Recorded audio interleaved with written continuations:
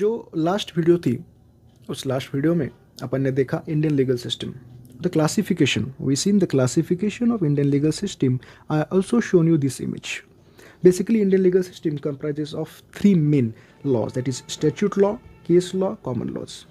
Statute law जो कि parliament में बनते हैं, प्रेसिडेंट उसको असेंट करते हैं, बाद में वो एक्ट बन जाते हैं. It comprises of two, that is civil laws and criminal laws. अभी आपको ये सिविल लॉ समझना है, इस वीडियो में आपको सिविल लॉ समझना है. ओके, अभी देखो सिविल लॉज मतलब क्या. याद रखना जो ये लॉज बनाए हुए हैं, द गवर्नमेंट जो पार्लियामेंट ने जो लॉज बनाए हुए हैं उसमें comprise civil laws. Civil laws are govern by, civil laws are govern by civil laws like civil procedure code. Civil procedure code मैं आपको बताऊंगा, डिस्क्राइब करूंगा, बस एट द पॉइंट ऑफ ये समझो. This laws like civil laws like civil procedure code. Okay, case not related with offence और crime. Civil laws, यहाँ पे कोई क्राइम नहीं हुआ है, कोई ऑफेंस या फिर क्राइम नहीं हुआ है. क्या हुआ है देखो, concern with dispute between two individual और parties.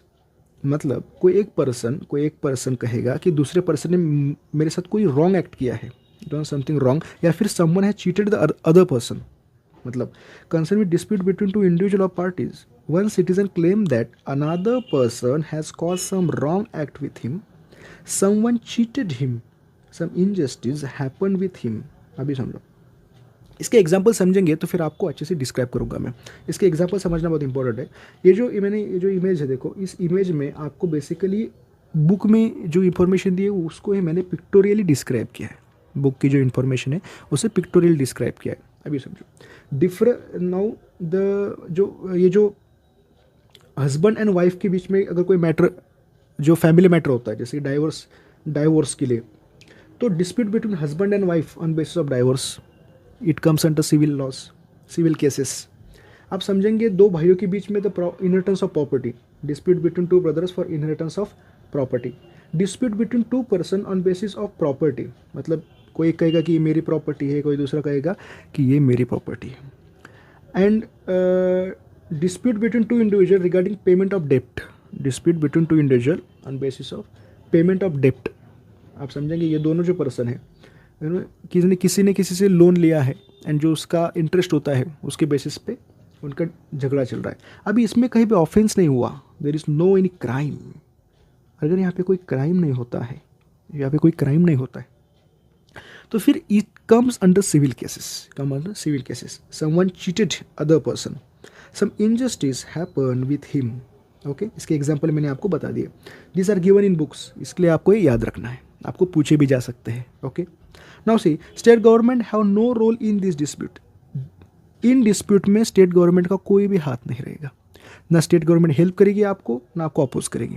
Okay, I will not intervene on behalf of society, and society के बिहाफ से ना आपको इसमें वो कुछ भी रिलेट नहीं करेंगे. स्टेट गवर्नमेंट आपको मदद भी नहीं करेंगे, आपको परेशान भी नहीं करेंगे.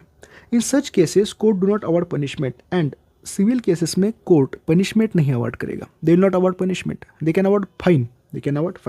अभी समझो, अफेक्टेड पर्सन मतलब जो भी पर्सन जिसको लगता है कि उसके साथ कुछ तो बुरा हुआ है, affected person approaches civil court to have remedy और सॉल्यूशन और फाइनेंशियल कंपेंसेशन और justice which can restore the wrong cause by another person. कोई एक पर्सन जिसको लगता है कि उसके साथ कोई चीटिंग हुई है, ही और she will approach the court, civil court. क्योंकि उसको सोल्यूशन चाहिए, उसको फाइनेंशियल कंपेंसेशन, जस्टिस चाहिए, सोल्यूशन चाहिए. अभी समझो, जो पर्सन अफेक्टेड, जिसको लगता है कि मेरे साथ बुरा हुआ है, the person will come toward the civil court and that person is called as plaintiff. उस पर्सन को कहा जाएगा प्लेंटिफ कहा जाएगा. एंड वो पर्सन जिसके अगेंस्ट केस फाइल की गई है, other person against whom the action is brought, उसे कहेगा डिफेंडेंट. उसे कहेंगे अपन डिफेंडेंट. ये जो मैंने एस्पेक्ट आपको बताया अभी तक के सारे aspect, this comes under civil cases. जो क्रिमिनल केसेस होते हैं उनमें अलग होता है.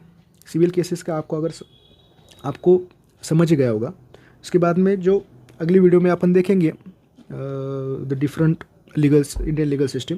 बस इस वीडियो में आपको सिर्फ याद रखना है सिविल केसेस में किसको क्या कहा जाता है एंड सिविल केसेस के एग्जाम्पल्स. ये जो 4 एग्जाम्पल दिए जाते हैं, these are common examples. Okay, thank you.